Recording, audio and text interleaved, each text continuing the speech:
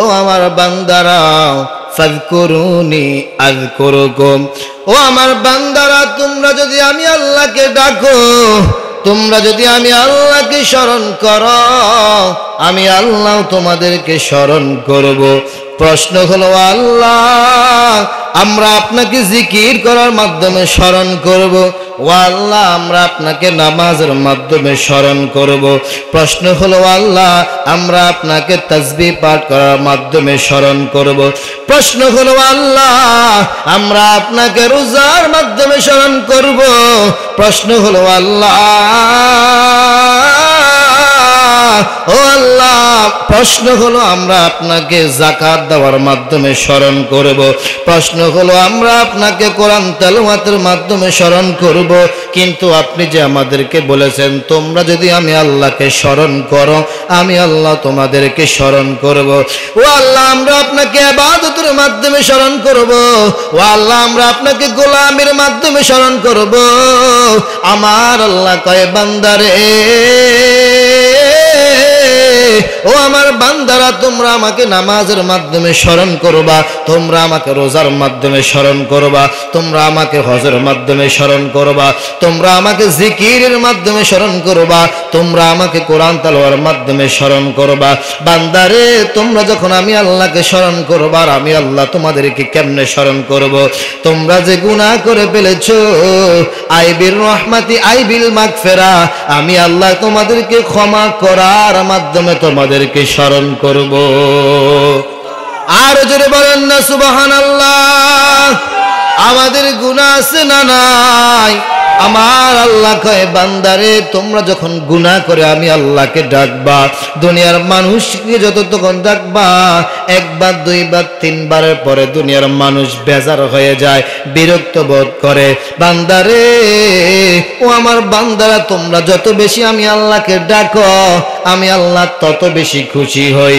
দুনিয়ার মানুষ একবারের জায়গায় দুইবার ডাকলে বিরক্ত হয়, আর আমার আল্লাহ কয় বান্দারে যত বেশি তোমরা আমি আল্লাহকে ডাকবা, আমি আল্লাহ ততই বেশি আনন্দিত হই। জোরে জোরে বলি সুবহানাল্লাহ। কুরআনুল কারীমে একটা আয়াত আছে, ওয়া ইয তাআযানা রাব্বুকুম লা ইন শাকারতুম লা আযীদান্নাকুম। আমার আল্লাহ কয় বান্দারে, ও আমার বান্দারা যখন তোমরা আমি আল্লাহর পক্ষ থেকে কোন নেয়ামত পাবে, যদি তোমরা আমি আল্লাহর নেয়ামতের শুকর আদায় করো, লা আযীদান্নাকুম, লামে তাকিদুনে সাকিলা, আমার আল্লাহ গ্যারান্টি দিয়ে বলেছে যদি তোমরা আমি আল্লাহর নেয়ামত পেয়ে শুকর আদায় করো, আমি আল্লাহ তোমাদের নেয়ামত বাড়িয়ে দিতেই থাকবো। জোরে বলি সুবহানাল্লাহ। দুনিয়ার মধ্যে এখন যে মজলিসে বসে আছি, এই মজলিসটা, এই কোরআনের মজলিসটা এখন আমাদের জন্য নেয়ামত কিনা? আরো জোরে বলেন নেয়ামত কিনা?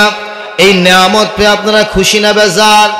এই নেয়ামত পেয়ে যদি খুশি হন, আমার আল্লাহ কয় লা আযীদান্নাকুম, লামে তাকিদ নুনে সাকিলা, আমার আল্লাহ গ্যারান্টি দিয়ে বলেছেন আমার নেয়ামত পাওয়ার পরে যে বান্দা খুশি হয়, যে বান্দা খুশি আমি আল্লাহর নেয়ামতের শুকর আদায় করে, আমি আল্লাহ তার নেয়ামত আরো বাড়িয়ে দিব। এ আমার বাবারা, যেই কথা ছিলাম আমার আল্লাহকে ডাকলে আমার আল্লাহ খুশি, এতক্ষণ জিকির করলাম, এই ডুমুরিয়া গ্রামে মানুষের অভাব নাই, অথচ দেখা গেল মাগরিবের পর থেকে আলোচনা শুরু হয়ে গেল, হাজার হাজার মানুষ দোকানপাটে ঘুরে বাড়ির মধ্যে বসে আছে। আমি বলবো ও আমার বাবা, আগামী 1 বছর বেঁচে থাকলে আগামী বছর এই মাহফিলটা আপনি পাবেন। আর যদি আপনি ওই অন্ধকার কবরের মধ্যে যারা শুয়ে আছেন তাদের মতো যদি আপনি চলে যান, আগামী বছর আপনি মাহফিলটা নাও পেতে পারেন। আমার আল্লাহ আপনাকে সুযোগ দিয়েছে, আমার আল্লাহ আপনাকে হায়াত দিয়েছে, আমার আল্লাহ আপনাকে রিজিক দিয়েছে। ও আমার বাবারা, সময়টাকে অপচয় না করে কোরআনের ময়দানে চলে আসেন। এখানে আসতে দেরি, আপনার আমলনামা আমার আল্লাহ নেকি দিতে দেরি করবে না।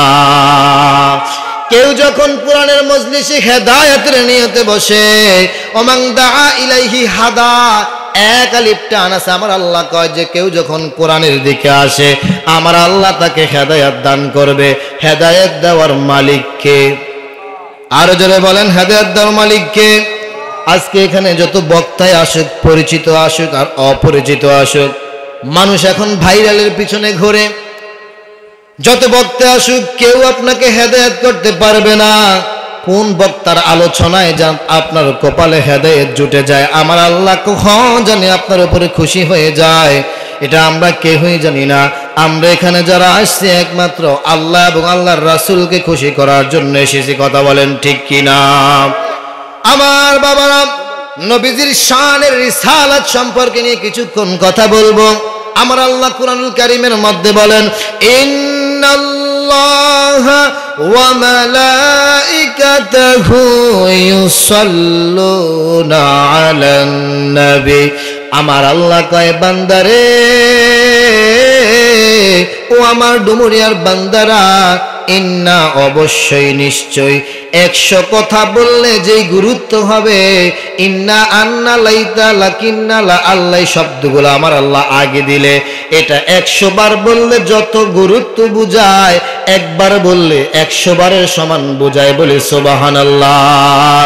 আমার আল্লাহ কয়, ইন্নাল্লাহা ওয়া মালাইকাতাহু, নিশ্চয় আমি আল্লাহ, মালাকুন মানে একজন, মালাইকাতু মানে বহু বচন, আল্লাহর সৃষ্টি জগতের মধ্যে যত ফেরেশতা আছে সমস্ত ফেরেশতারা আর আমার আল্লাহ মিলে আমার নবীর উপর দরুদ পড়ে। জোরে বলে সুবহানাল্লাহ।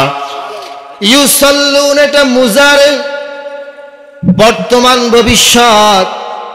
আমার আল্লাহ কয়, ও আমার বান্দারা, ইউসাল্লুনা, আমি শুধু দুরূদ পড়ি না, আমার ফেরেশতারা শুধু দুরূদ পড়ে না, কিয়ামত পর্যন্ত আমি এবং আমার ফেরেশতারা দুরূদ পড়তেই থাকবে। সুবহানাল্লাহ বলো। শুধু দুরূদ পড়ে না, এখানে মুজার শব্দ আসছে, ইউসাল্লুনা। ইউসাল্লুনা মুজারের শব্দটা আসলে বর্তমানের অর্থ দেয়, ভবিষ্যতের অর্থ দেয়। আমার আল্লাহ কয়, বান্দারে, আমি আল্লাহ এবং ফেরেশতারা শুধু দুরূদ পড়ি না, কিয়ামত পর্যন্ত আমি এবং আমার ফেরেশতারা আমার বন্ধুর উপর দুরূদ পড়তেই থাকবো। জোরে বলে সুবহানাল্লাহ। সাহাবায়ে কেরামরা আমার নবীকে জিজ্ঞেস করলেন, ইয়া রাসূলুল্লাহ, ইয়া হাবিবাল্লাহ, নবী গো, ও মায়ার নবী, দুরূদ পড়লে কি লাভ? আমার নবী কয়, মান সাল্লাল্লাহু আলাইহি ওয়াহিদান সাল্লাল্লাহু আলাইহি ওয়াসাল্লাম। আমার নবী কয়, আমার উম্মত কেউ যখন আমি নবীর উপরে একবার দুরূদ শরীফ পাঠ করে আমার আল্লাহ তার আমলনামায় 10টা নেকি দান করে। শুধু তাই নয়, কেউ যখন আমি নবীর উপরে একবার দুরূদ শরীফ পাঠ করে আমার আল্লাহ তার দিকে 10 বার রহমতের দৃষ্টিতে তাকায়। কেউ যখন আমি নবীর উপরে দুরূদ শরীফ পাঠ করে জান্নাতের মধ্যে একটা বৃক্ষরোপণ করা হয়। জোরে বলে সুবহানাল্লাহ। সাহাবায়ে কেরাম জিজ্ঞেস করল, ইয়া রাসূলুল্লাহ, ইয়া হাবিবাল্লাহ, নবী গো, ও মায়ের নবীজি, কেন আল্লাহ জান্নাতের মধ্যে বৃক্ষরোপণ করে? আমার নবীকে, আমার সাহাবায়ে কেরাম, দুনিয়াতে আমার কোন উম্মত যখন আমি নবীর উপরে একবার দুরূদ শরীফ পাঠ করে আমার আল্লাহ তখন তাদের জন্য জান্নাতে একটা বৃক্ষরোপণ করে। হাসরের ময়দানে যখন তোমার আমলনামায় মিজানের পাল্লায় রাখা হবে, মিজানের পাল্লায় রাখার পরে যদি তোমার নেক আমলের পাল্লাটা হালকা হয়ে যায়, ওই যে তুমি দুরূদ পড়ার কারণে আমার আল্লাহ হাসরের ময়দানে আমার আল্লাহ জান্নাতে একটা বৃক্ষরোপণ করেছিল, তোমার আমলনামাটার পাল্লা যখন হালকা হয়ে যাবে ওই গাছের মধ্যে যতগুলা পাতা থাকবে সমস্ত পাতাগুলোকে আমার আল্লাহ নেকি হিসেবে পরিণত করে দিবে। নবীজির দুরূদের মর্যাদা আছে না নাই? আর জোরে বলেন, আছে না নাই? আমার নবী যখন এই কথা বলল, সাহাবায়ে কেরাম বলল, ইয়া রাসূলুল্লাহ, আপনার উম্মত যতবার দুরূদ শরীফ পাঠ করবে ততবারই কি তাদের জন্য জান্নাতে বৃক্ষরোপণ করা হবে? আমার নবী বলে, সাহাবায়ে কেরাম, ও আমার সাহাবায়ে কেরাম, ও আমার সাহাবীরা রে, হ্যাঁ, তোমরা যতবারই আমি নবীর উপর দুরূদ শরীফ পাঠ করবা আমার আল্লাহ ততবারই তোমাদের জন্য জান্নাতে ততটা বৃক্ষরোপণ করবে। জোরে জোরে বলে সুবহানাল্লাহ। শুধু তাই নয় বাবা, দুরূদ শরীফের ফজিলত শুধু তাই নয়, আমার নবী গো, আমার কোন উম্মত যখন দুনিয়াতে বেশি বেশি দুরূদ শরীফ পাঠ করবে, দুনিয়াতে যে যত বেশি দুরূদ শরীফ পাঠ করবে, জান্নাতের মধ্যে ওই উম্মতটা আমি নবীর তত কাছাকাছি থাকবে। আমরা নবীর উপর দুরূদ শরীফ পড়তে চাই কি চাই না? আর জোরে বলেন, পড়তে চাই কি চাই না? দুরূদ শরীফের ফজিলত বর্ণনা করতে গিয়ে প্রায় মাহফিল আমি ঘটনাটা তুলে বলি। আল্লাহর একজন ওলি ছিল ইমাম জাযুলি রহমাতুল্লাহি আলাইহি। দামেস্কের মধ্যে তার বাড়ি। তিনি ব্যবসার জন্য রওনা হবেন আরব ভূমিতে। একদিন তিনি তার ব্যবসার মালপত্র নিয়ে রেডি হলেন। আল্লাহর ওলি ইমাম জাযুলি রহমাতুল্লাহ আলাইহি, তার বাড়ি হলো দামেস্কে। তিনি সেখান থেকে আরব ভূমির উদ্দেশ্যে রওনা হলেন। তখনকার সময় কোনো গাড়ি ছিল না, ও ছিল যানবাহন। আল্লাহর ওলি ইমাম জাযুলি রহমাতুল্লাহ আলাইহি যখন সফরের মধ্যে রওনা হলেন, তিনি পানি পাত্র খুঁজে পাচ্ছেন না। আগের পানির পাত্র ছিল ওটের চামড়াকে সেলাই করে এক স্থান থেকে অন্য স্থানে পানি সরবরাহ করার জন্য, পানি নেওয়ার জন্য ওটের চামড়াকে শুকিয়ে এটাকে একটা পাত্র বানানো হতো। ওই উটের চামড়ার মধ্যে, ওই উটের চামড়ার মধ্যে পানি রাখা হলো। আল্লাহর ওলি ইমাম জাযুলি রাহমাতুল্লাহ আলাইহি দামেস্কে থেকে যখন তিনি আরব ভূমির দিকে রওনা হলেন, আরব ভূমির দিকে যখন তিনি রওনা হলেন, হঠাৎ করে তিনি পানি নিতে ভুলে গেলেন। হঠাৎ করে তিনি চলতেই লাগলেন। মরুভূমির মধ্যে গিয়ে তিনি দেখলেন, হঠাৎ করে আসমানের দিকে তাকিয়ে দেখলেন যোহরের নামাজের সময় অতিবাহিত হয়ে যাচ্ছে। যোহরের নামাজের সময় শেষ হয়ে যাচ্ছে। আল্লাহর ওলি ইমাম জাযুলি রাহমাতুল্লাহ আলাইহি, যেহেতু এটা একজন আল্লাহর ওলির স্মরণে আজকের এই উরুস, এই জন্য একজন আল্লাহর ওলির ঘটনা তুলে ধরলাম। আল্লাহর ওলিদের শান ও মান মর্যাদা আছে না নাই? আপনাদের কি সন্দেহ আছে নাকি? আল্লাহর ওলিদের শান ও মান আছে না নাই? আল্লাহর ওলি ইমাম জাযুলি রাহমাতুল্লাহ আলাইহি তখন তিনি দেখলেন, মরুভূমির মধ্যে গিয়ে দেখলেন যোহরের নামাজের সময় অতিবাহিত হয়ে যাচ্ছে। আল্লাহর ওলি ইমাম জাযুলি রাহমাতুল্লাহ আলাইহি তিনি চিন্তা করলেন, আমি এখানে ওযু বানিয়ে যোহরের নামাজটা আদায় করে ফেলবো। আল্লাহর ওলি ইমাম জাযুলি রাহমাতুল্লাহ আলাইহি পানির পাত্রের নিকট গিয়ে দেখেন তিনি পানির পাত্র আনতে ভুলে গিয়েছেন। হঠাৎ করে তিনি টেনশনে পড়ে গেলেন, আমি তো এখন পানি আনলাম না, দেখি কোথাও পানি পাওয়া যায় কিনা। যদি কোথাও পানি পাওয়া না যায় তাহলে তায়াম্মুম করার বিধান আছে, আর যদি কোথাও পানি পাওয়া যায় তাহলে তায়াম্মুম করার কোনো বিধান নাই। আল্লাহর ওলি ইমাম জাযুলি রাহমাতুল্লাহ আলাইহি লক্ষ্য করে দেখলেন অনেক দূরে একটি ঘর দেখা যায়। আল্লাহর ওলি ইমাম জাযুলি রাহমাতুল্লাহ আলাইহি ভাবলেন, যেহেতু এখানে একটি ঘর আছে, অবশ্যই সেখানে কেউ না একজন বসবাস করে, দেখি তার কাছে যাই পানি পাওয়া যায় কিনা। আল্লাহর ওলি তখন ওই বাড়ির নিকটে গিয়ে, ঘরের সামনে গিয়ে তখন তিনি বললেন, আসসালামু আলাইকুম ইয়া আহলাল বাইত। একবার আওয়াজ দিলেন, ঘর থেকে কোনো সালামের উত্তর আসছে না। দ্বিতীয়বার যখন তিনি সালাম দিলেন, আসসালামু আলাইকুম ইয়া আহলাল বাইত, দ্বিতীয়বারও ঘর থেকে কোনো আওয়াজ আসতেছে না। তৃতীয়বার যখন আল্লাহর ওলি বললেন, আসসালামু আলাইকুম ওয়া রাহমাতুল্লাহ, তৃতীয়বার যখন আল্লাহর ওলি সালাম দিলেন, হঠাৎ করে ঘরের মধ্যে থেকে আল্লাহর একজন বান্দী বললেন, ওয়া আলাইকুম আসসালাম ওয়া রাহমাতুল্লাহি ওয়া বারাকাতুহু। এ আগন্ত ব্যক্তি, কে আপনি? এই মরুভূমির মধ্যে কোথা থেকে আপনি এসেছেন? আমার ঘরের নিকট এসে আমাকে সালাম দিচ্ছেন, কে আপনি? আল্লাহর ওলি বললেন, মা, আমার বাড়ি হলো দামেস্কে, আমি আল্লাহর একজন গোলাম, আমার নাম হলো ইমাম জাযুলি রাহমাতুল্লাহ আলাইহি। বলে, আপনি এখানে কেন আসছেন? আল্লাহর ওলি বলেন, আমি আরব ভূমির উদ্দেশ্যে রওনা হয়েছিলাম ব্যবসায়িক কাজে। হঠাৎ করে লক্ষ্য করে দেখলাম যোহরের নামাজের সময় অতিবাহিত হয়ে যাচ্ছে, আমি পানি আনতে ভুলে গিয়েছি। আপনার কাছে কোনো পানি হবে কিনা? আমাকে একটু পানি দেন, আমি পানি দিয়ে ওযু বানিয়ে যোহরের নামাজটা আদায় করে ফেলবো। ওই আল্লাহর বান্দী বললেন, না না না, আমার কাছে কোনো পানি নাই, আমি আপনার কোনো পানি দিতে পারবো না।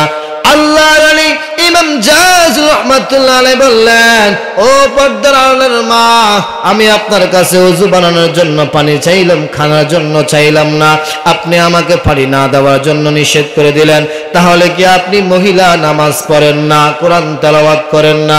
আল্লাহর বান্দি বললেন, ও ইমাম জাযুলি রহমাতুল্লাহ আলাইহি, না বুঝে না জেনে আইনের উপর নির্ভর করে কোনো মন্তব্য করবেন না। হ্যাঁ, আমি নামাজও পড়ি, আমি রোজাও রাখি, আমি আল্লাহর কোরআন তেলাওয়াত করি, আমি আল্লাহর জিকির করি। আল্লাহর ওলি ইমাম জাযুলি রহমাতুল্লাহ আলাইহি বললেন, আপনি যদি নামাজ পড়েই থাকেন, আপনি যদি আল্লাহর জিকির করেই থাকেন, আপনি যদি কোরআন তেলাওয়াত করেই থাকেন, তাহলে আপনি ওযু বানান কোথা থেকে? আল্লাহর ওলির এই কথা শুনে ওই পর্দার আড়াল থেকে ওই মহিলা ডেকে বলে, ও ইমাম জাযুলি, আমার ঘরের পিছন দিকে একটা কূপ আছে, ওই কূপ থেকে পানি উত্তোলন করে আমি ওযু বানাই। জোরে জোরে কি সুবহানাল্লাহ বলা যাবে না? আল্লাহর ওলি যখন শুনলেন ওই মহিলা ওই ঘরের পিছনের কূপের থেকে পানি নিয়ে এসে ওযু বানায়, আল্লাহর ওলি ইমাম জাযুলি রহমাতুল্লাহ আলাইহি কূপের নিকট গেলেন, গিয়ে দেখলেন কূপের নিচের মধ্যে পানি। আল্লাহর ওলি আবার ওই মহিলাকে ডাক দিয়ে বলল, ও মা, কূপের নিচে তো পানি, আমি সেখান থেকে কিভাবে পানি উত্তোলন করব? আল্লাহর ওলি যখন বলল, মা, কূপের তলার মধ্যে পানি, সেখান থেকে আমি কিভাবে পানি উত্তোলন করব? আমাকে একটা বালতি দাও, একটা দড়ি দাও। ওই মহিলা বলে, আমার কাছে দড়িও নাই, আমার কাছে কোনো বালতিও নাই, কোনো পাত্রও নাই, আমি আপনাকে কোনো কিছুই দিতে পারবো না। এই কথা বলার পর ইমাম জাযুলি রহমাতুল্লাহ আলাইহি আরো অবাক হয়ে গেলেন, কিরে বাবা, এত গভীর থেকে এই আল্লাহর বান্দি কিভাবে পানি উত্তোলন করে ওযু বানায়? আল্লাহর ওলি যখন এই কথা বলল, ওই পর্দার আড়ালের থেকে মহিলা বলে, ও আল্লাহর ওলি, আমি এই কূপের থেকে পানি উত্তোলন করে ওযু বানাই। আল্লাহর ওলি যখন বলল, মা, কূপের এত নিচে পানি, যেখান থেকে সহজে পানি উত্তোলন করা সম্ভব না, আপনি কিভাবে সেখান থেকে পানি উত্তোলন করলেন?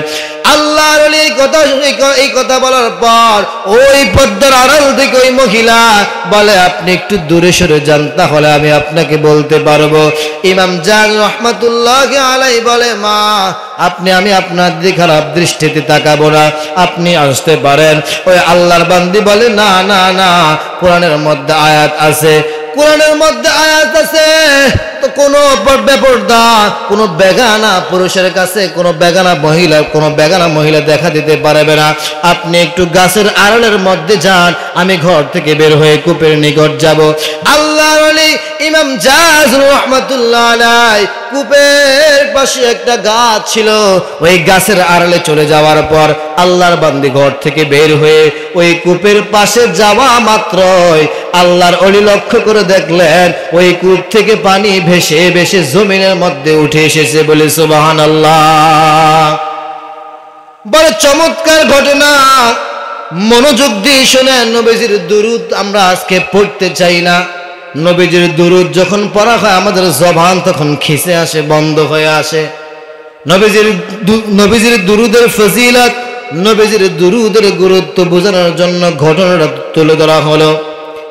আল্লাহর ওলি অবাক হয়ে গেলেন, বললেন, কিরে বাবা, জীবনে কত পীর দেখেছি, কত আল্লাহর ওলি দেখেছি, আমি কি আল্লাহর ওলি? আমার চাইতে তো এই আল্লাহর বান্দি আরো বড় ওলি। আল্লাহর ওলি ইমাম জাযুলি রহমাতুল্লাহ আলাইহি যখন এই আল্লাহর বান্দিকে জিজ্ঞেস করলো, মা, কি এমন কেরামতি তোমার কাছে আছে যে কূপের কাছে যাওয়া মাত্র এই পানিটা উপরের দিকে উঠে চলে এসেছে? এই কথা বলার পর আল্লাহর বান্দি বলল, আপনি আগে ওযু বানাবেন না, আমার কথা শুনবেন। এদিক দিয়ে যোহরের নামাজের সময় শেষ হয়ে যাচ্ছে। আল্লাহর ওলি বলল, ঠিক আছে, আগে আমি ওযু বানাবো, তবে আমাকে কথা দাও, আমাকে ঘটনাটা তুমি খুলে বলবা। আল্লাহর বান্দি বলল, হ্যাঁ, আমি আপনাকে ঘটনাটা খুলে বলবো, যান আপনি আগে ওযু বানিয়ে নামাজ পড়ে আসেন। ওযু বানালো, নামাজ পড়লো, তারপরে আল্লাহর বান্দির কাছে আল্লাহর ওলি এসে বলল, ও পর্দার আড়ালের মা, ঘটনাটা আমাকে খুলে বলেন। যে কূপের পানি এত কূপের নিচের মধ্যে ছিল, আর আপনি কূপের কাছে যাওয়া মাত্র কূপের পানিটা উপরে চলে আসলো, ঘটনাটা কি? ওই আল্লাহর বান্দীকে বলল, ও ইমাম জাজুলি, তাহলে আপনি ঘটনাটা মনোযোগ দিয়ে শোনেন। একদিন আমি জোহরের নামাজ পড়ে আমার ঘরের পিছনে এই কূপের পাশে দাঁড়িয়েছিলাম। দাঁড়িয়ে আমি আল্লাহর তাসবিহ পড়ছিলাম, দুরূদ শরীফ পাঠ করছিলাম। হঠাৎ লক্ষ্য করে দেখলাম আসরের নামাজের সময় হয়ে গিয়েছে। আমি কূপের নিকট আসলাম ওযু বানানোর জন্য। এই কূপের মধ্যে আমি বালতি দিয়ে দড়ির মাধ্যমে এই দড়ির মাধ্যমে বালতিটা বেঁধে আমি যখন কূপের মধ্যে ফেললাম, কূপ থেকে যখন আমি বালতি করে পানিটা উপরের দিকে নিয়ে আসতেছি, হঠাৎ করে দড়িটা ছিঁড়ে বালতিটা কূপের মধ্যে পড়ে গিয়েছে। ইন দি মিন টাইম আমার মেজাজ গরম হয়ে গিয়েছে। এই মেজাজ গরম হয়ে যাওয়ার পর যখন আমার গরম হয়ে যায়, আমি লক্ষ্য করে দেখলাম আসরের নামাজের সময় শেষ হয়ে যাচ্ছে। এদিক দিয়ে পানির কোনো ব্যবস্থা নাই, কিভাবে আমি ওযু বানাবো?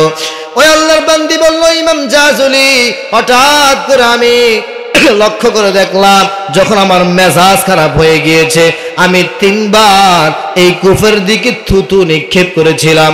3 বার থুতু নিক্ষেপ করার পর হঠাৎ করে আমি লক্ষ্য করে দেখলাম কূপের পানিটা উপরের দিকে বেশি আসতেছে। বলে সুবহানাল্লাহ। সুবহানাল্লাহ বলবেন না? আপনারা কি ঘুমাচ্ছেন নাকি? আল্লাহর ওলি বলল, ওই পর্দার আলের মা বলতেছে, ও আল্লাহর ওলি, যখন আমার বালতিটা কূপের মধ্যে পড়ে গিয়েছে, আমি 3 বার মেজাজ গরম হয়ে আমি 3 বার থুতু নিক্ষেপ করেছিলাম কূপের মধ্যে। 3 বার থুতুটা নিক্ষেপ করার পর ওই কূপের পানিগুলো উপরের মধ্যে বেশি এসেছে। আমি কি করব? ওই দিক দিয়ে আসর নামাজের সময় শেষ হয়ে যাচ্ছে। আসরের নামাজের সময় শেষ হয়ে যাওয়ার পর শেষ হয়ে যাচ্ছে। আমি তাড়াতাড়ি করে ওযু বানালাম। ওযু বানিয়ে আমি আসরের নামাজ আদায় করলাম। আসরের নামাজের পরে আমি একটু ধ্যান করলাম, ইস্তেখার আর 2 রাকাত নামাজ আদায় করলাম। 2 রাকাত নামাজ আদায় করে আমি যখন নীরব হয়ে বসে আছি, হঠাৎ করে আমাকে স্বপ্নে দেখানো হলো, ও আল্লাহর বান্দী, জোহরের নামাজের পর থেকে আসর পর্যন্ত যে তুমি ঘরের পেছনে দাঁড়িয়েছিলে, দাঁড়িয়ে যে তুমি দুরূদ পড়ছিলে, ওই দুরূদ পড়তে যখন তুমি লক্ষ্য করে দেখলা আসরের নামাজের সময় হয়ে গেল, যখন তুমি ওই কূপের তলা থেকে পানি উত্তোলন করতে গেলা, তোমার হাত থেকে যখন বালতিটা ছিঁড়ে পড়ে গেল, মেজাজ হারিয়ে যখন তুমি 3 বার থুতু নিক্ষেপ করলা, ওই 3 বার থুতু নিক্ষেপ করার সাথে তুমি যে জোহরের পর থেকে আসর পর্যন্ত দুরূদ শরীফ পাঠ করছিলা, ওই দুরূদ শরীফের লালাটা তোমার থুতুর সাথে সাথে ওই দুরূদ শরীফ পড়তে তোমার মুখের মধ্যে যে লালা জমেছিল, তুমি যে 3 বার থুতু নিক্ষেপ করেছিলা, ওই লালাটা 3 বার ওই কূপের মাধ্যমে পড়ার কারণে, আমার নবীর দুরূদের ফজিলতের কারণে আমার আল্লাহ তোমাকে ওই কূপের তলা থেকে পানি উপরের দিকে উঠিয়ে নিয়ে এসে দিয়েছে। সুবহানাল্লাহ বলুন। ওই নবীর উপর আমরা দুরূদ পড়তে চাই না? দুরূদ শরীফ পড়লে লাভ আছে না লস? আর জোরে বলেন, লাভ না লস? ওই নবীর উপর দুরূদ শরীফ পড়লে আমার নবী খুশি। তাহলে জবানটা বন্ধ না রেখে একটু দুরূদ শরীফ পাঠ করেন। আল্লাহুম্মা সাল্লি। সময় গেছে। ওয়ালা আলি সাইয়্যিদিনা মাওলানা মুহাম্মদ। বাবা একটু